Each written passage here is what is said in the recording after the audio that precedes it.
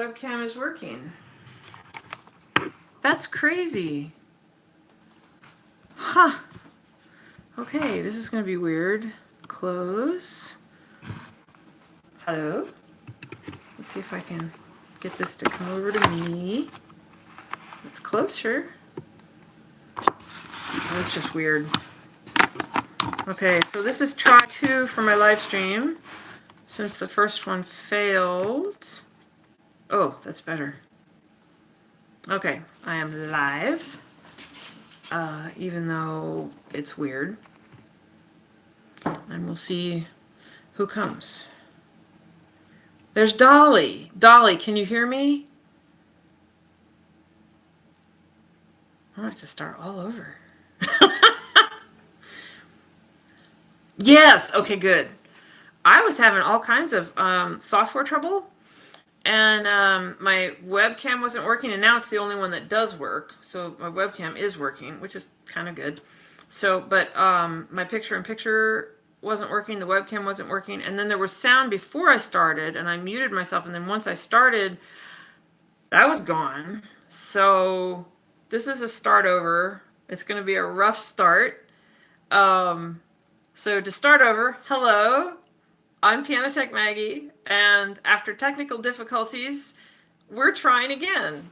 So I'm going to start everything over and talk about my tuning lever, but now I have a camera. I'll be able to show a little bit more, which is kind of, yeah, okay. So no one could hear me before. This says there's 2 people. I might wait. Oh, there's 4 people. Okay. So I think this is working better. So I'm going to start all over. Piano Tech Maggie, RL Tuning Q&A, except I always like to start with something where no one has to ask a question. At least that's what I've started doing. And I've had some recent experiences that I would like to share about tuning levers. So, yay, thank you for saying that. Piano TXN, Texan, maybe? So my regular camera isn't working, but now, yay! Alistair Bridgewater, hello!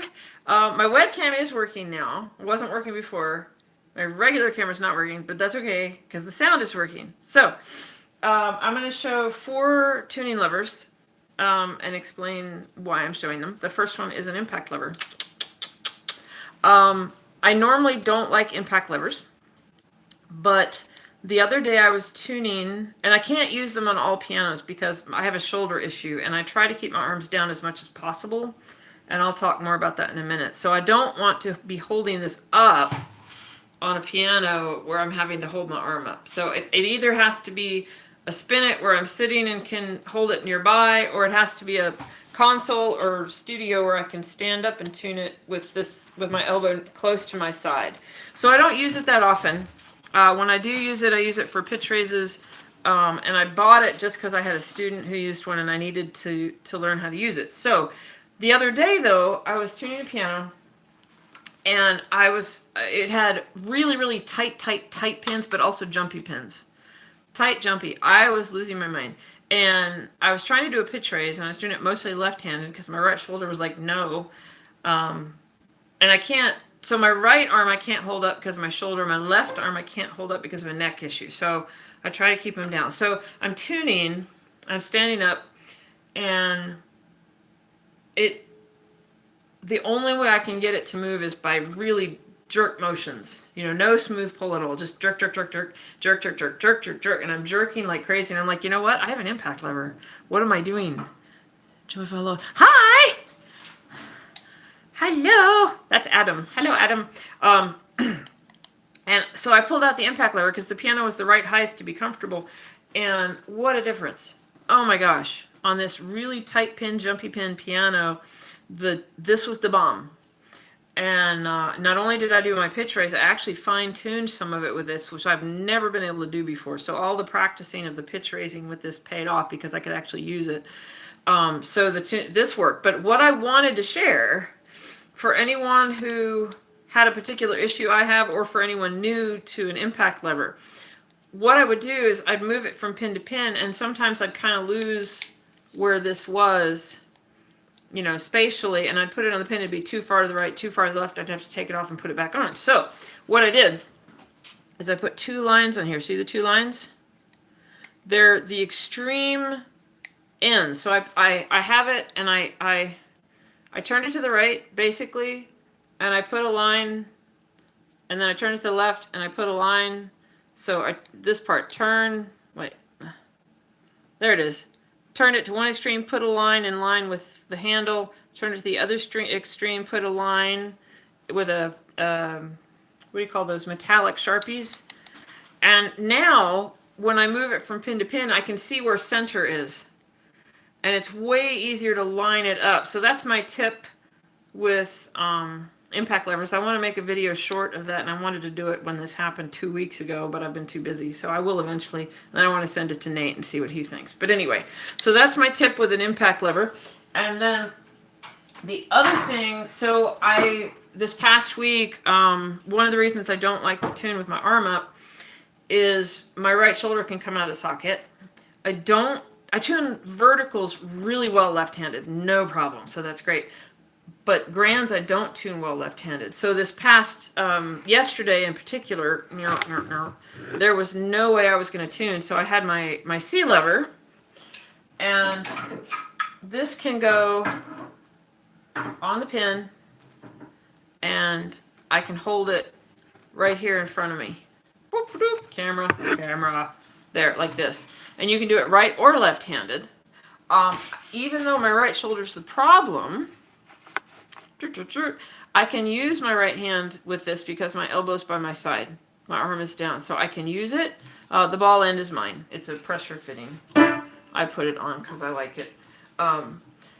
And I can do it left-handed as well, but I don't want to reach for the mutes with my right hand because that defeats the purpose, because then I end up dislocating a shoulder again. So I tune it mostly right-handed because I want to reach the mutes left-handed because that doesn't hurt. My left shoulder is not going to pop out of the socket like my right one does. So I've been tuning with this a lot lately, and I wanted to just let people know it is available if you have a shoulder problem like I do. If I didn't have this, I would not have been able to tune yesterday at all. I would have had to cancel. There's no way. No way I would have been able to tune. So this is a lifesaver for me. The other thing I wanted to show you is I have Fujan levers because I like to change lengths, and I can change the lengths of these at any time. I have the straight lever, which I used to prefer, and I kind of still prefer on grands. I like the straight with no ball end. It depends on my mood. But for verticals, I definitely want a ball end. And the ball end that came with this was smaller, and I didn't like it. I wanted a big ball end. So I haven't glued this on yet because I actually bought a ball, and I can't find it, a wooden ball. But I also have this, and I bought, this was, let me see if I can get it off. There, it's just pressure fit right now. So I broke off the wooden handle. This was an apple, like a wooden apple, and I have a wooden pear as well. In fact, I'm going to make everybody wait a second because I know where it is, and I can grab it, and I can show it to you. Here we go, coming back. Okay, so this is the pear that has not been drilled yet. I'm going to drill it. So this was the apple, this was the pear, and I just drilled a big hole in it. And I stuck it on here because I wanted to try it out. I've lost the wooden ball. Can't find it. I know that's silly, but I can't find it. But I had these. I had wooden fruit that I don't want. So this is the wooden apple, and I love it. I absolutely love a big ball at the end of my lever. So you can alter these. Just get a wooden ball, drill the hole. I put a little bit of stain and finish on it because it was originally this color. And I'm probably going to do the same thing with this, except I like the bigger ball. The only reason I'm going to play with the pear is because I have a Levitan lever, and I have a friend with a Levitan lever, and I think this is a really nice size, and she was interested in a bigger ball. So I might drill this and either make this less conical so it's straight and I can just put a straight hole onto it, or take the wood off part way. And I don't know what I'm going to do yet, but I might make this ball end for the Levitan lever. We'll see. But anyway, I wanted to show you those. And actually, that's it. I wanted to show those four levers for getting started here. So the impact lever trick, the new ball end that's bigger, and the Levitan C-lever that has saved my shoulder. Now, I see people are writing things. Yes, everything's working, thank goodness. Opposite for me, I have to tune right-handed. Yeah, I prefer right-handed, but I can't anymore. And I had to learn left-handed. Let me move this. There we are. I had to learn left-handed on verticals. Unfortunately, I could do that, but I cannot do grands left-handed. So it's the C-lever. Dolly, that's such a smart idea. Thank you. It has saved me. Jared, have access to a lathe. Oh, yeah. Yeah, I don't have a lathe. I do not have a lathe. This is all eyeballing and hand drilling. I do not have the tools. I have an old lever that I made a handle for a long time ago, and it's just ever so crooked. Ever so slightly crooked, because it was all hand tools. I don't have any fancy tools. So this came out exceptionally well. You know, I got partially lucky with it. Because it's not perfect. There's a little bit of a gap on one side. It's just, but I mean, you're talking a millimeter of tilt. That's nothing. The first time I did something like this, it was like almost 1/8 of an inch of tilt because I'm just eyeballing it. So I bought these pre-made, a wooden apple and a pear. And I have a giant wooden ball somewhere that's round all the way. And I'm not going to glue this on until I find it. Because it's a tight enough fit, it's fine. I'm not going to glue it on. I want to find that wooden ball. I bought it for this. I'm going to find it eventually. So, let's see.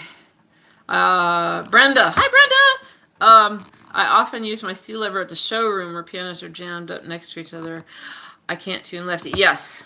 Yeah, see, on grands, I have done it twice left-handed, and I realized it was a really bad idea. That my tunings, it takes way too long and it's not stable. I just can't seem to get a good stable tuning left-handed. I'm sure if I practiced enough I could. I don't have that kind of time. The C-lever was totally worth it. It works.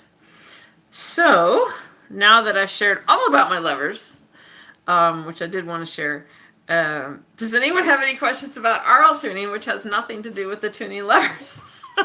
Because that's what this is supposed to be for.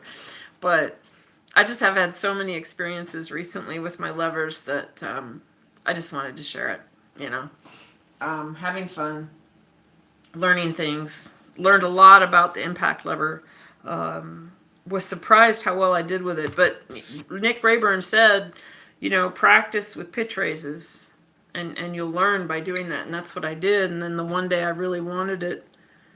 Oh, Dolly. Dolly's texting me. You could ask that on there. If it's handy, I will. Dolly just asked me if I could show Tim's brand new lever. So it's a Rayburn. Hold on one second. I will be back again if it's here. Let me see if it's here. It might not be here. It is. Ooh. Oh, look how pretty that is. Is that gorgeous? Yes. Tim has a gorgeous lever. This is so beautiful. Like, I love, right? I know, this is so beautiful. This is Nick Rayburn. It has a 12.5-degree head. It has his special tip on it. I love the big ball. I love a big ball end, which is why I made my bigger one. The only reason I don't use a Rayburn lever is I constantly want to change the length. I'm just OCD that way. I like to constantly have longer, shorter, depending on the pin tightness and stuff like that. But I have had one of these. I loved it. Long story short, I traded it for an action model. I wanted the action model more, and I still miss it sometimes. I really do. But Tim got one, and guess who can borrow it anytime she wants to? So, yeah, this is a beautiful lever. So that's Nick Rayburn's lever. Anyway, yeah, I know it's pretty. How is this? Oh, that's a good question. Oh, Audie, hi. I will talk about that. And then Brenda, I have a question about other instruments tuning to the piano. Different octaves. Cello tuning to F2, violin tuning F5. Will they be out of tune with each other because different parts? Okay, let me answer that first because it's easier. So, technically, yes, but no, because cellos and violins are not fretted instruments. They can match whatever partial they want to match. A good cellist and a good violinist are going to play in tune with whatever they're playing with. If they go to wherever their finger would normally go for a note they would want to play a certain way and it doesn't match, they're going to adjust so fast and fix it automatically that it will not be a problem for a non-fretted instrument. It just won't.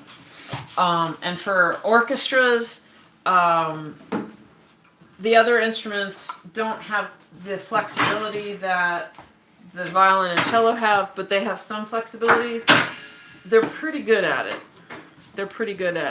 Flute player, can I explain false beats? That's a bigger question. We're going to get to that after I talk about the C-lever.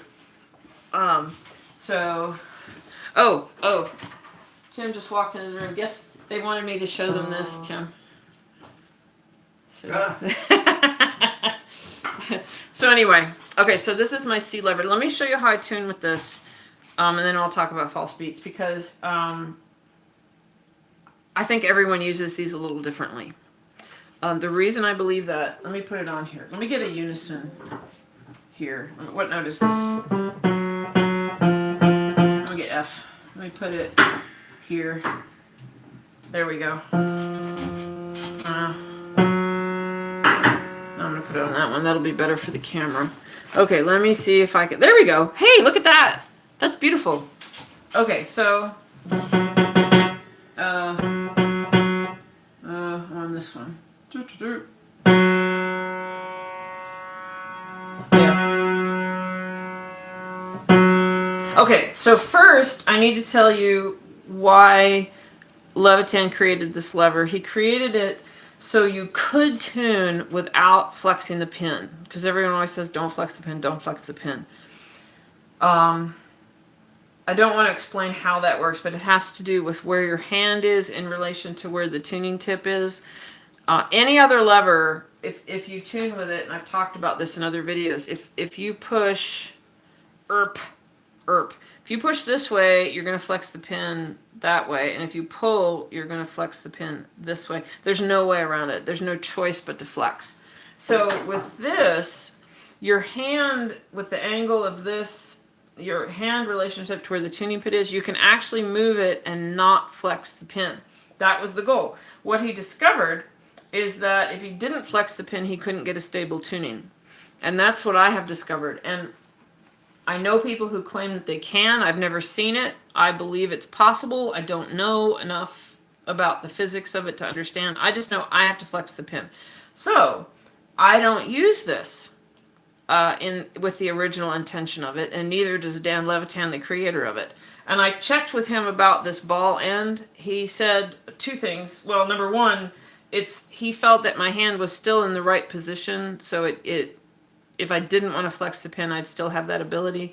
But look how much play is in here. And this is a good tuning tip, too. This is a really good tuning tip. And I want to put one of Nate's on here, because someone said you can tell the difference with the tuning tip between the Taffian, which is on here now, and Nate's tip, which I haven't done yet.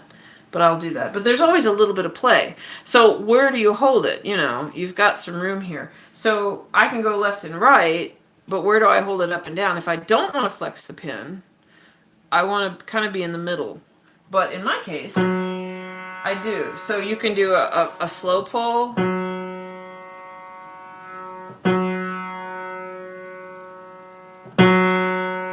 Okay, and you can do a jerk. Now when I'm jerking, I'm pushing down a little bit. I'm just kind of letting it relax, actually. I'm not really pushing down.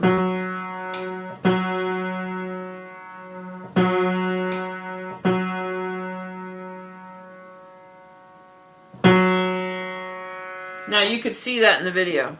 You could see this end of the lever rise up. So I'm going to do it again. Watch right here. Watch right here. Okay. Whoop, I went too far. I'm trying to exaggerate it so you can see it. Let me just tune it.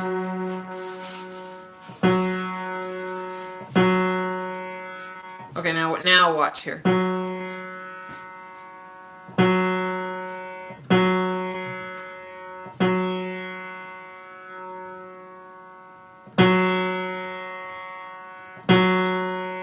See, so I'm flexing the pin on purpose consciously. So there's no accidental flex at all. Any flexion I do is perfectly on purpose. And when I tune it the way I normally flex, my stability's fine. There was a slight learning curve with it, but so far my stability's been about equal. So long answer to a short question. So that's my answer with the C-lever. I think it's just fine, depending on how you use it. Now, false beats. Okay, so there's different causes of false beats.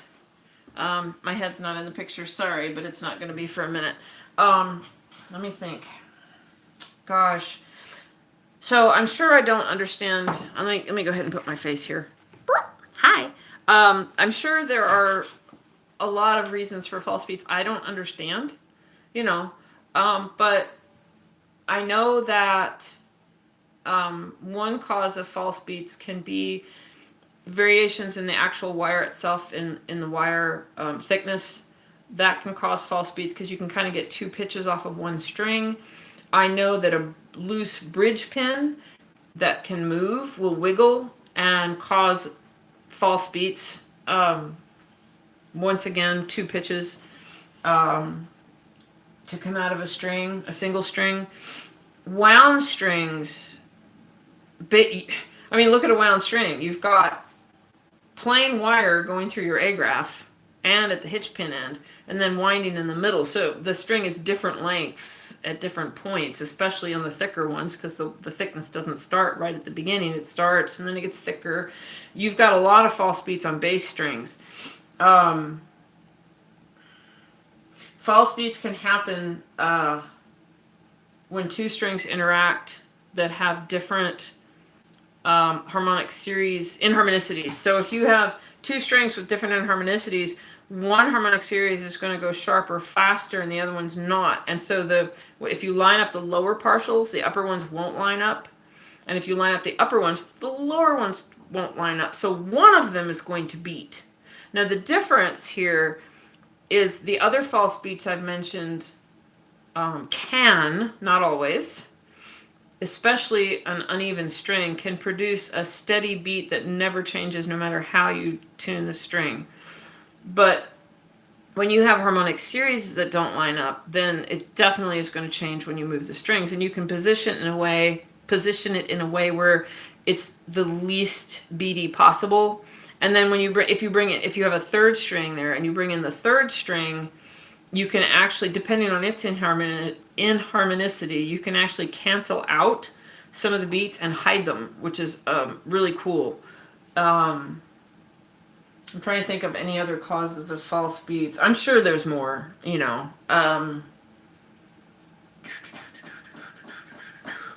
that's what comes to mind. So it depends. There's more than one cause. They're annoying. Yeah. And on the treble end, and I don't know why, on some pianos, the pitch a high-end string can put out, the two pitches they can put out can be quite far apart, and sometimes they will put out three pitches. I know that for a fact, and I don't know why. I just know they do it. And if you have a TuneLab program, you can see the pitches move. You can watch them move. And that's an example where the false beat will not change speed when you tune it, because all the partials or all the pitches are moving in parallel, and so the false beat doesn't change its beat rate. So you purposely flex it to achieve greater stability. That's what I do. Yes. Some people will tell you that's how they do it. Some people will tell you that is absolutely the right way to do it. Some people tell you that it's the worst thing you could possibly do, and it's absolutely the wrong way to do it.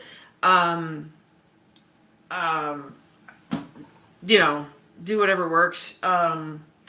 Some people will tell you should never flex the pin because it damages the pin block. I will never argue with these people because it might, but I need a stable tuning. And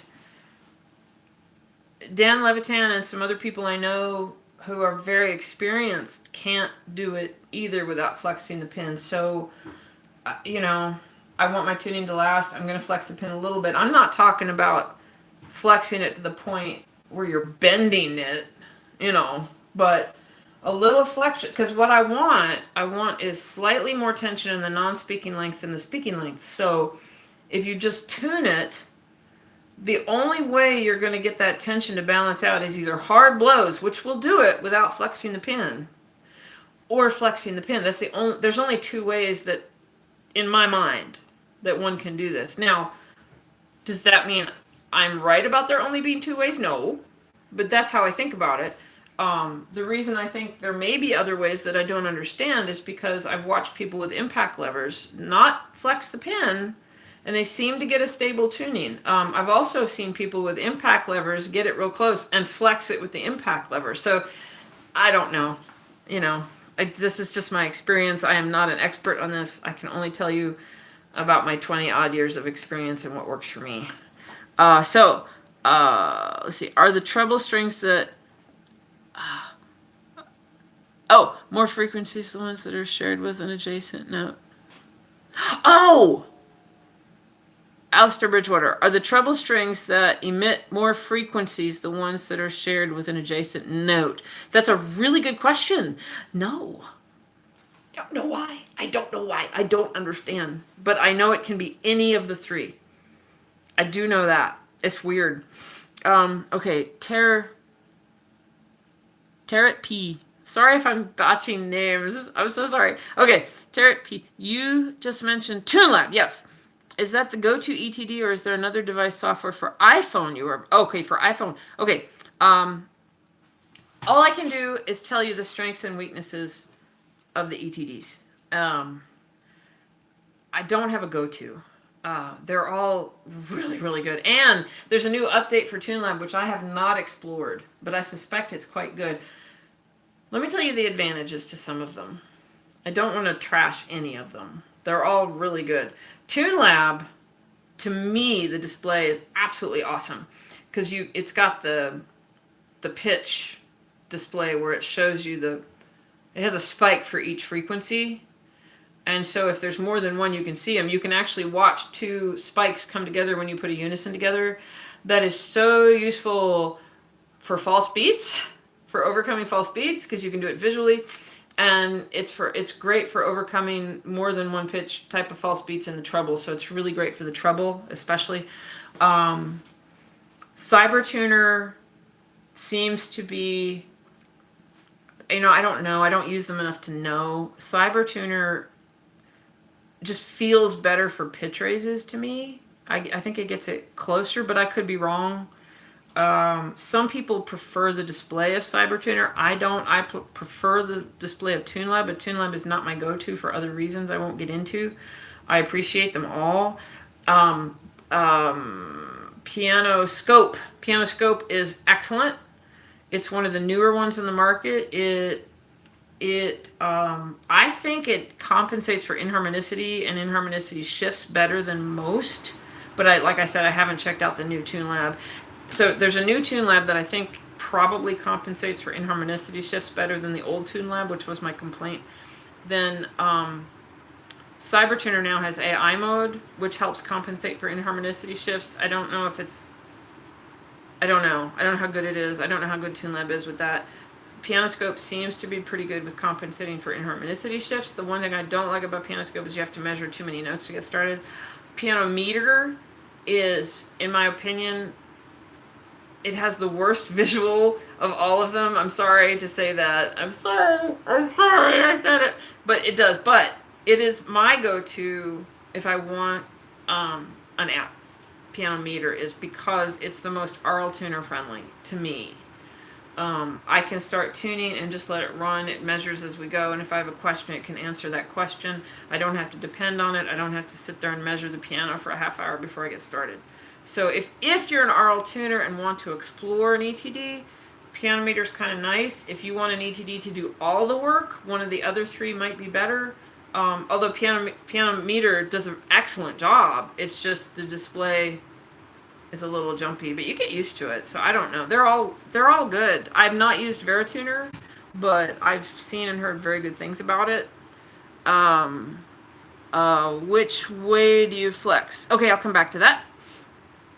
Not it BTW, by the way, maybe. Okay. Brenda, There is piano meter too. Yes, piano meter. Yep. Audi, does one do bass accuracy better than the others? I don't know. And I'm afraid to say a whole lot. Oh, no, let me answer that. Okay, so with bass accuracy, I believe it's mostly in user control. So with all of them, you can tell it what kind of stretch you want, what kind of piano you have.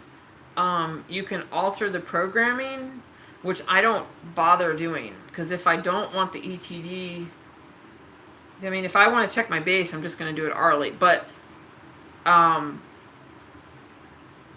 it's a user issue. So if you take the default of any ETD and don't mess with it, you're going to get one type of bass. But if you learn the ETD well enough, which I have not done, but I know people who use them. If you learn the ETD well enough and adjust it for where you think that piano needs to be and where you want it to be, it will do your bass better to your taste. You can alter the ETD to do that. Wait, what was the question? It was flex. Okay, flexing. Let me get back to flexing here. All right. So what I'm going to do is I'm going to go a little bit above pitch because, and this is not always true. Everything I'm about to say, there's exceptions to everything. But there's a lot of tension on the string. It's going to want to pull flat. So I'm going to go sharp first. And if I'm doing a jerky motion, I'm going to wiggle it. And I'm pushing up a little bit right now. Just a little. Too far.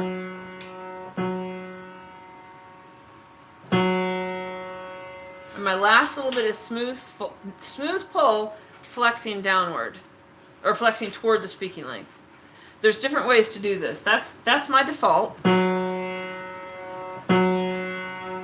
And what you want, I'm flexing this like crazy right now to show you. You don't normally want to tune this way. What you want is you want to be able to flex it sharper more easily than you flex it flat. So here's flat, and here's sharp. It's easier to flex sharp. So I've got the pin where I want it. It's just a matter of balancing the tension between the speaking length and the non-speaking length.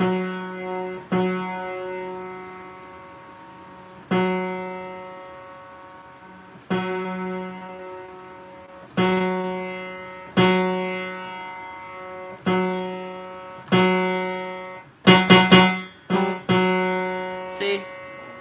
That test blow was just a test blow. I really thought I had it, and I wanted to prove that I had it. So I banged on it, and it stayed. So what I'm trying to do is create equal tension on speaking length and non-speaking length with a hard blow. That means at rest, there has to be more tension, just a little bit though, in the non-speaking length. If you put too much tension in the non-speaking length, it's going to go sharp. So if I'm using a regular lever, which I will try to do now because my shoulder seems to be staying in place, and then I can show you something else. Let me bring this over here. So I'm going to do the same thing.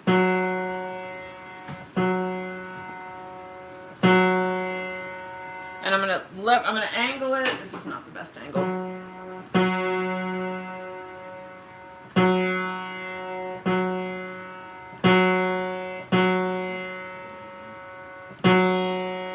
So I'm kind of pushing down a little bit as I turn. I'm thinking 45-degree angle, but I'm really just down and over until I get it where I want it. Now the other way is you still angle toward the string, and I don't do it this way. I just know some people do.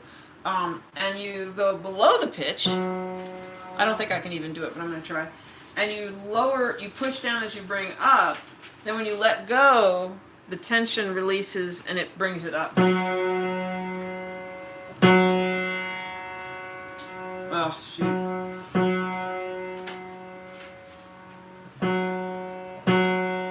I can't do it well, but that's the concept. Meh. Okay, so that's just my opinions. You know, I'm not an expert on this. I just have my experience that I can share. So I don't have a great base for the base, an answer for the bass accuracy, except it's mostly up to the user and defining the ETD settings. Keynote Piano Tech. I tweaked my stretch settings in Pianometer to match what I want hourly really closely, and it does a really good job keeping me sane. Oh, awesome. See, that's the way to do it. You can go into Pianometer and tweak the settings and get them to kind of match your style. And then it'll do better with what you want. So let's see. Pianometer, blah, blah, blah. Joyful. Practicing the 5th assignment you gave me. Measuring the beats. When I depressed D sharp with C, ghosting here beats, but depressing F with C sounded clean. Why is that? I would have said it was pure. Let me see if I understand your question. So let's see. What? D sharp with C. Oh, D sharp. That's still a minor third.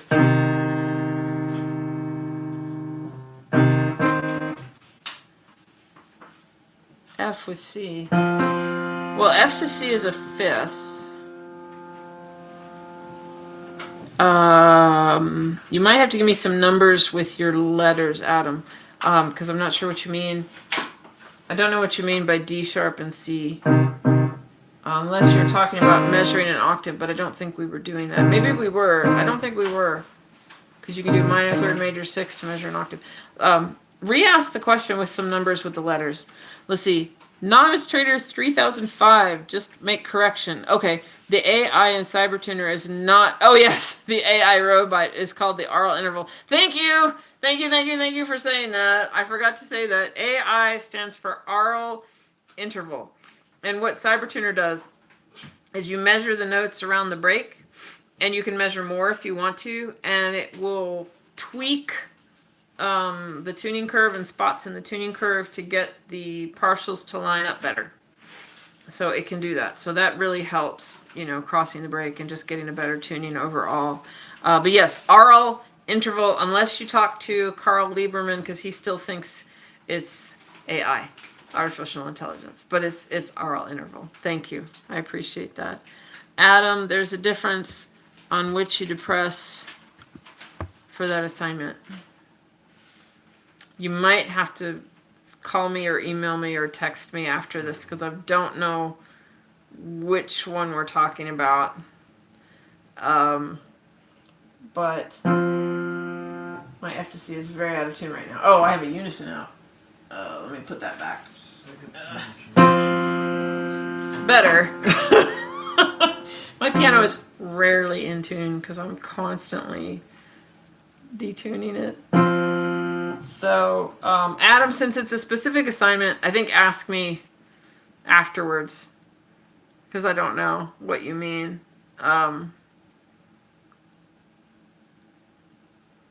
D sharp with C. I'm still trying to figure out what you're asking me. We don't do anything with D sharp to C unless we're measuring an octave at the 3rd coincident partial, but I didn't think we were doing that. So I don't know. I'd have to go back and look. I forget. What time is it? Oh my gosh. So we've talked about levers, tuning lever technique, and false beats, and it's already 8:48. Does anyone have another question? We haven't talked about checks or anything. Or Adam, if you can ask again with numbers by your letters, like C sharp or D sharp 3, with C4 or something like that, maybe.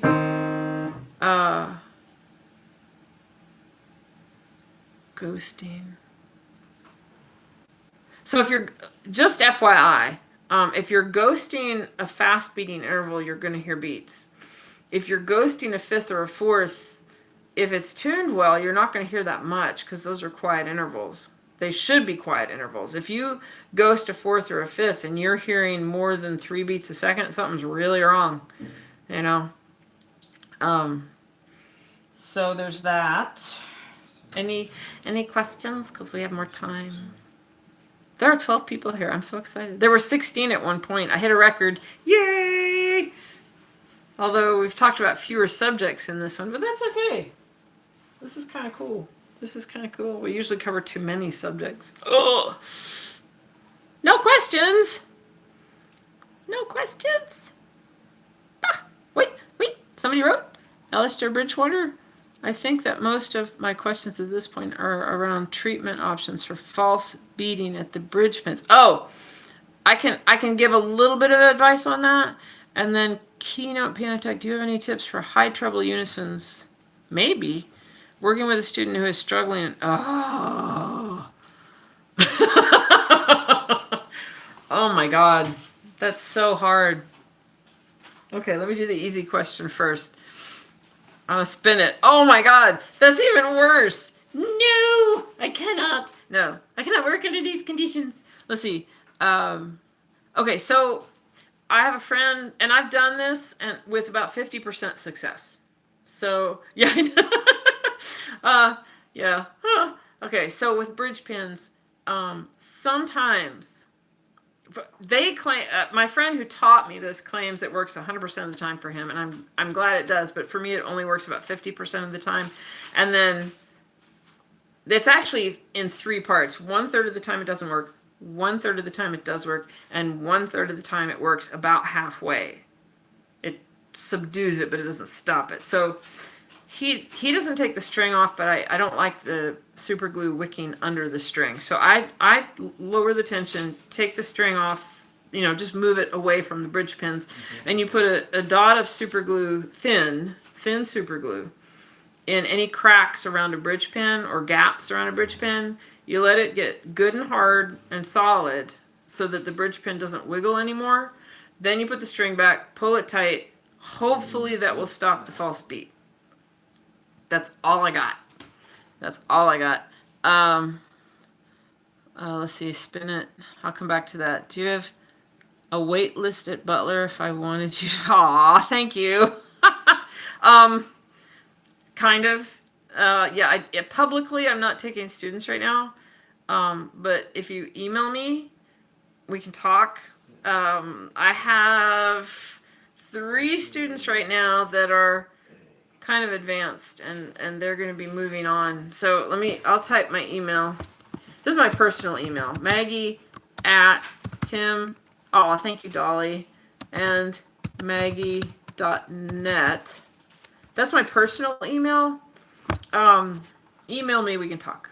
I will take some students if they already know music theory and stuff like that. But at the moment, I'm kind of overwhelmed. I'm working my butt off.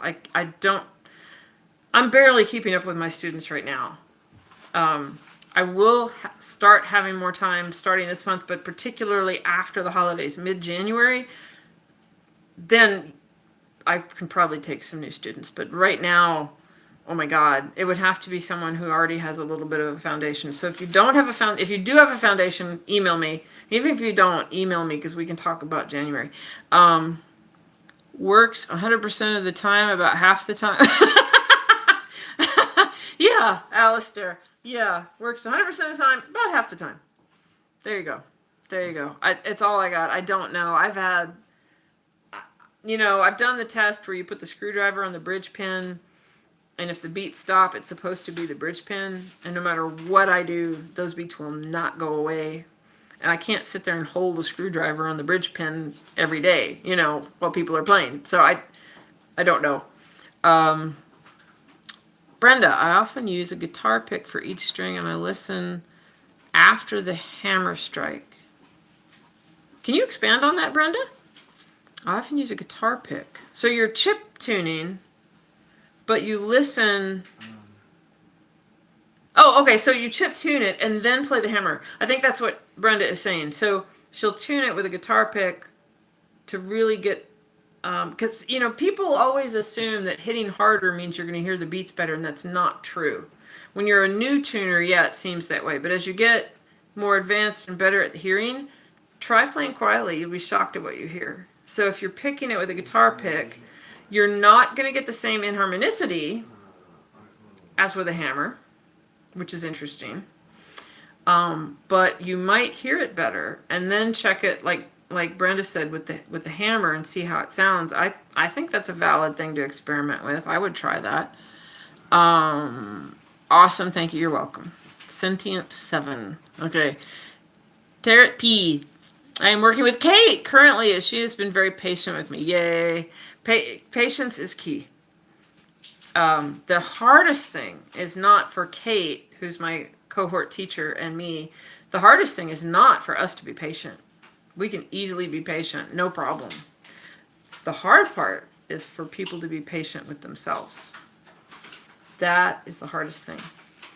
You've got to be patient with yourself if you want to learn, because if you get impatient with yourself, you will actually slow yourself down. So, even if you CA glue bridge pins, false space. Yeah. So Audie, I've done that, and I've had it work, and I've had it fail. I don't know. I know a lot about RL tuning. Everything else, I'm kind of average. I do have some experience that I can share with some newbies, but I am not, some awesome concert piano technician. I just happen to know a lot about RL tuning. So my experience with bridge pins is if I CA them, it may or may not work. I don't know. Maybe the CA isn't hard enough. It is brittle. Maybe I need to do it again. Maybe I tried doing it. I don't know. Sometimes they just won't go away. Usually it changes it or helps a little, but they won't go away. High treble unison. Oh yeah, the high treble. I forgot. I have a few more minutes. Okay. I got upset because my pitch raise took hour 20. Patience. Now, real quick, when you, Brenda, I highly recommend Butler School Teachers. Thank you, Brenda. Thank you, Dolly. With a pitch raise, in your mind, the goal is to get it within 4 cents of pitch. Okay, either direction, sharp or flat. That's in your mind. In reality, you might not even get it that close, but you want to get her done. So do not try to fine tune with a pitch raise. And if you're doing it orally, just do 2 passes. Just do 2. With a machine, you can do 1 pass pitch raise and you'll be okay. But do not try to fine tune. Just within 4 cents is the goal. And if you don't even make that, that's okay. And if you have to do a second pass, do a second pass to get it within that 4 cent range. But yes, patience. Okay, high treble unisons. So Brenda had that suggestion, which I think is interesting. Everything I'm thinking of is for advanced tuning. I'm trying to think of a beginning way to hear them. Oh my God. So, yes, I have one suggestion that might not work, but it's the only thing that's coming to my mind. So one thing that happens, especially when you're a beginner and tuning, whatever you got. Here's what I got. When you're tuning up high, there's no dampers. Okay, so you hit, and yes, you learn to eventually focus on just what you want to hear, but what else is happening? You may as well run a fingernail across all the strings. And, that when you hit the hammer, the vibrations kind of splatter everything. Okay? And Brenda says, that's where I use the guitar pick. Yes, it changes the inharmonicity, but you can get close. Well, see, even if it changes the inharmonicity for each guitar pick, it's going to change it the same way. Why not? But anyway, so what you can do is, I heard that. He's right. Never mind. It can get you close. So I learned this trick from Don Menino. Okay. Get some play sand or some sand or something like that and make a beanbag. Or just get a sand beanbag if you can buy one. And you're going to lay it, a skinny one. And or you know what? Those door draft stoppers. You can get one of those. They're a little too long, but whatever. Get 2. You're going to lay one to the left. Snakes. Yes. Door snakes. Whatever those are. But get some sand bean bags. You're going to lay one to the left of where you're tuning and one to the right of where you're tuning on the strings to get them to be quiet. Now, does this help you hear the beats from just the strings you're listening to? No. But it will at least cut out extraneous noise and sound, and it might maybe let them be more clear. That's all I got. get the other strings to be quiet. And so it's, oh wait, you can't do that. It's a spin it. Oh my God. I'll have to think on that. That only works on grands. What could you do? I'm gonna have to think about it. If I come up with a solution, I'll make the video. Use the strip mute. Yeah, but that helps, but you still have the unisons out. But yeah, strip mute, spin it was awesome. Spin it with someone else. That trick might actually help her a lot. Oh, great. Great. Oh, okay. And Adam, okay, good. Good. Send me a video. Audio. I feel like I give up on short piano treble. So many ugly. Yeah. Yeah. I am from Cuba. Yay! Oh, Vians! Hola! You got the book. I don't know how to say, no sé cómo se dice su nombre. Vians? Vians? No sé. Pero hola. Okay, so, yeah, okay, so for spin it tuning, it's really just practice. I don't know. But yeah, if that helps you quiet the noise, then great. So, it's after 9. And, oh my God, there's 20 people there! Record! I'm so excited. Yay! And I didn't dislocate a shoulder doing that. That's a good thing. Okay, yeah, I've gotten to the point now with a lot. You know, I've been tuning for going on 25 years, so now I can tune a treble, and it's really not that bad. But when I started, oh my God.